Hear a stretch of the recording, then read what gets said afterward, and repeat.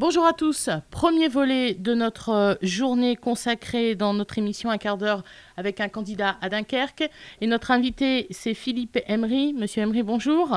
Bonjour Madame Biard, bonjour Monsieur Cara. Alors, premier conseil, c'est bien devant le micro. Et en effet, c'est Ahmed Cara, rédacteur en chef du Phare Dunkerquois, Journal des Flandres, qui m'accompagne. Et ce sera comme ça d'ailleurs jusqu'à la fin de la semaine. Bonjour Ahmed. Bonjour Florence, bonjour Monsieur Emery. Alors, Bonjour, Philippe monsieur. Emery, conseiller municipal à Dunkerque, représentant le défi dunkerquois. En cours de mandat, vous avez repris votre carte du FN. Petite présentation rapide. Élu, je l'ai dit, en 2008, où vous aviez fait 11%, il n'y avait eu qu'un tour.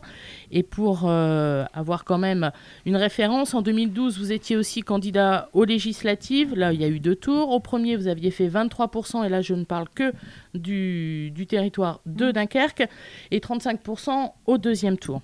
Alors, on va, comme ce sera le cas toute la semaine, on va détailler la vie dunkerquoise et les grands thèmes de la campagne sur différents secteurs. On va commencer par le transport. Alors, Philippe Emery, vous avez des idées bien spécifiques sur le transport. Je vais commencer par la première, la grande actualité transport, c'est les parkings, c'est tout un bilan qui peut être fait sur ce qui s'est passé, transformation dans le centre-ville, etc. Aujourd'hui, c'est quoi votre réflexion? Si demain vous étiez maire de Dunkerque, vous comptez faire quoi? Sur les transports, nous nous sommes exprimés dès 2008. Dès 2008, en étant partisans d'une circulation apaisée, de la création de parkings gratuits à l'extérieur avec des navettes illico gratuites. Et donc, l'orientation qui a été prise au cours de mandat, en toute fin de mandat, en 2012, allait dans le bon sens. Malheureusement, elle a été assez mal réalisée. Alors, je Qu'est-ce qui vous a pas plu? m'explique. Parce que, oui, voilà, Oui, je m'explique. on est plutôt sur des programmes similaires, là, pour le coup. Oui, d'ailleurs, je me suis exprimé très clairement au conseil municipal en disant je me réjouis, monsieur le maire, qu'au bout de 4 ans de mandat, vous repreniez une des idées du défi dunkerquois, qui est de mettre des parkings gratuits en extérieur et des navettes gratuites pour permettre aux gens d'arriver au centre-ville. Ceci étant dit, ça a été mal conduit parce qu'en même temps, il y a une prime qui a été donnée à Vinci avec un nombre de places payantes supplémentaires largement supérieur aux places de parking gratuites créées. Donc ça crée un déséquilibre. C'est la raison pour laquelle, dans notre projet 2014-2020, mais je l'ai déjà évoqué, et c'était déjà une proposition de 2008, nous pensons qu'il est utile de couvrir une partie du canal exutoire entre le pont qui nous amène au stade Tribu et le pont Emery. Et on peut également couvrir une partie du canal à l'entrée de la rue Albert Ier, de manière à donner des places de stationnement sans prendre du foncier et à permettre aux gens de se rapprocher du centre-ville. Un parking qui serait de combien de places? Ça, c'est les techniciens qui vont le voir en fonction de la surface. Mais quand vous couvrez le canal exutoire entre le pont qui mène au stade Tribu et le pont Emery, à l'évidence, vous avez 400 ou 500 places. Est-ce que, par ailleurs, puisque vous dénoncez des parkings payants trop chers, est-ce que vous seriez prêt à faire redescendre justement cette tarification des parcs-mètres? Alors, sur le sujet du stationnement payant, moi, j'inverse la problématique. La problématique aujourd'hui, c'est tout est payant. Et pour moi, la problématique, c'est la gratuité et la règle, mais une gratuité limitée. Je m'explique. Tout doit être gratuit en centre-ville quand on y arrive avec des bornes, toute la technologie le permet, qui identifie le véhicule. Et lorsque le véhicule, alors là on le décidera, aura passé plus d'une demi-heure par exemple, à ce moment-là, stop, il faut qu'il paye. Ça se fait dans d'autres villes, ça marche très bien. Et donc vous voyez qu'en termes de philosophie, on est dans une inversion de la philosophie actuelle où aujourd'hui il y a une sorte de fermier général comme dans l'ancien régime Vinci qui prend sa dîme à chaque fois, et nous on est dans gratuité qui est la règle, parce que c'est l'espace public, mais il ne faut pas en abuser de cette gratuité.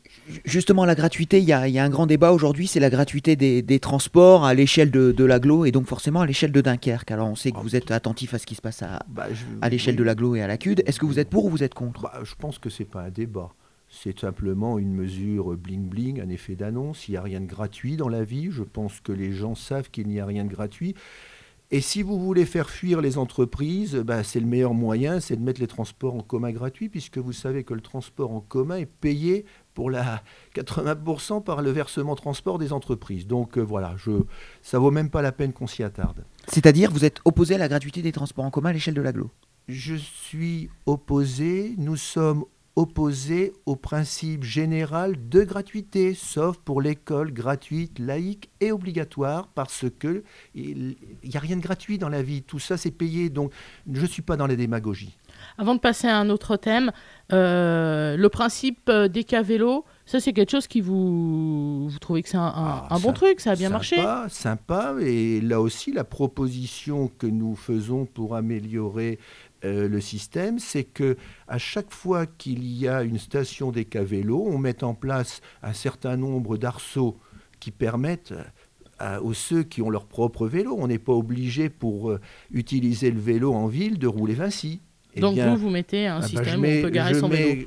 Parallèlement aux stations des cas vélo, des arceaux qui permettent à tout à chacun qui a son vélo de pouvoir lui aussi rouler sans être obligé de mettre une pièce dans le jackpot. Et en plus, nous pensons qu'il faut mettre en place, alors je ne sais pas, c'est peut-être du 10-90 ou du 20-80, des triporteurs.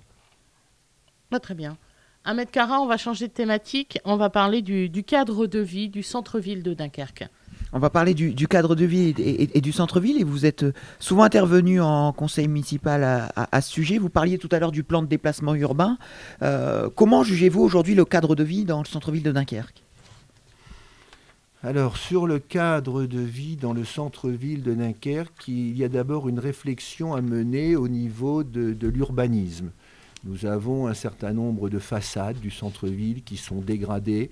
Et nous avons une possibilité de densification de ce centre-ville en rajoutant un étage et en trouvant les moyens d'aider les copropriétés à installer des ascenseurs dans toutes les cours, dans tous ces îlots. Voilà. Il y a à l'évidence une action à mener en termes urbanistiques selon des modalités à définir. Moi, ce qui me plairait assez, c'est qu'un peu sur le modèle de Réflexe Énergie. Réflexe Énergie a un effet de levier pour permettre aux gens de dire « je vais isoler ma maison ». Eh bien, je pense qu'il faut permettre aux copropriétés, qui sont parfois en difficulté en centre-ville, de s'améliorer. Tout le monde y sera gagnant, à la fois les copropriétaires et puis la collectivité. Des copropriétés qui sont aussi parfois, malheureusement, de mauvaise volonté. Ça arrive, une copropriété, c'est plusieurs propriétaires. C'est difficile de trouver de trouver l'osmose dans cette affaire. Comment vous faites justement entre le privé et le public pour rénover une partie des façades du centre-ville, parce qu'effectivement, il y a un besoin de rénovation de ces façades. C'est une réalité aujourd'hui. C'est vrai que c'est une vraie difficulté. C'est pour ça que j'ai évoqué Réflexe Énergie. Je pense que c'est un système qui marche plutôt bien. Et il faudrait savoir, non pas le dupliquer, rien n'est jamais identique, et puis il y a des copropriétés qui ont des vrais problèmes. Enfin voilà, il faut trouver une solution pour que l'intérêt public, l'intérêt général, il trouve son compte en aidant de manière, je dirais, transparente surtout, transparente et équitable l'ensemble des copropriétés. Vous parliez tout à l'heure du plan de déplacement, du nouveau plan de déplacement en centre-ville, à travers notamment le stationnement. Il y a un paramètre qui était envisagé, qui était la piétonisation de certaines rues. On a vu ce que ça a donné sur Wilson, avec les commerçants qui ont finalement pas mal râlé, et donc on a reculé. La majorité actuelle a reculé. Où vous en êtes par rapport à la piétonisation ? Est-ce que vous trouvez que ce serait une bonne chose dans le centre-ville de Dunkerque d'avoir autour de la place Jean-Bart un secteur piéton ? Pourquoi autour de la place Jean-Bart ? Je pense que si piétonisation il y a, c'est pour créer un flux de chalands. En réalité, quand on fait une piétonisation dans une ville, c'est pour que la déambulation des passants leur permettent de lécher les vitrines tout au long de leur parcours. Et donc, le circuit piétonnier que nous imaginons, mais je dis bien que nous imaginons, car une des règles de la municipalité que je dirigerai, ce sera la proximité et la concertation. Donc, rien n'est écrit dans le marbre. Mais ce qui nous semble le plus logique, et nous avons déjà eu un certain nombre de contacts avec les commerçants, c'est de nous faire partir du pôle Marine, de passer par le centre Marine, et puis ensuite arriver là où était avant l'Impeccable, de tourner à gauche. Il faut laisser la place Jean-Bart sur le côté. C'est un axe passant, le boulevard Sainte-Barbe, Alexandre III. Tourner à gauche et ensuite là, retourner à droite.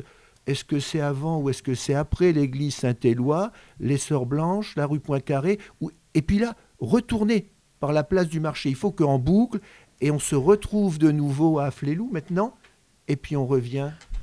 Et il nous reste 5 minutes et on a encore un troisième sujet. Ça permettrait de faire revenir ou de faire vivre plus correctement, selon vous, le commerce de proximité en centre-ville ? Je l'espère. En tout cas, les différents entretiens qu'on a eus avec des commerçants, ce qui est une évidence, c'est que la piétonisation est quelque part au service du lèche-vitrine. Et justement, une dernière question, les loyers sont très très élevés pour les commerces à Dunkerque, c'est une réalité. Est-ce que vous avez prévu dans votre programme des moyens d'action pour essayer de contenir un petit peu ces loyers qui sont très chers à Dunkerque ? Je ne suis pas persuadé que la cherté des loyers... D'abord, je ne suis pas persuadé de la cherté des loyers. Il y a des loyers qui sont bas, d'après ce que je sais du marché immobilier. Et il faut simplement laisser s'exprimer la loi du marché, de l'offre et de la demande. On ne va pas m'expliquer qu'un propriétaire, parce qu'il veut louer trop cher, préférera avoir son magasin vide. C'est ce qui arrive aujourd'hui avec la friche Casino, par exemple, l'ancienne friche Casino sur la plage Jean-Bart. Parce que vous avez peut-être un certain nombre, ou ce propriétaire-là, mais moi c'est peut-être un cas d'espèce, mais d'une manière générale, les propriétaires ont envie de rentabiliser leurs biens, et s'il vaut baisser le prix, ils baissent le prix. Dernier sujet, Philippe Emery, candidat Front National à la mairie de Dunkerque. Puisqu'on parlait d'argent, on va parler de fiscalité. La fiscalité, Ahmed ? On va parler de fiscalité, c'est un sujet que vous suivez également énormément au niveau du conseil municipal. Hein. Vous avez forcément toujours des interventions lors du débat d'orientation budgétaire et du vote du budget.